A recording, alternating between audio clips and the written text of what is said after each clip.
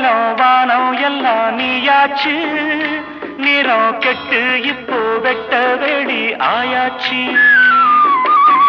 நித்த நித்தம் பூத்தாயே நாம் பறிச்ச ரோசாவே, இனிமே எப்ப வரும் பூவாசம்?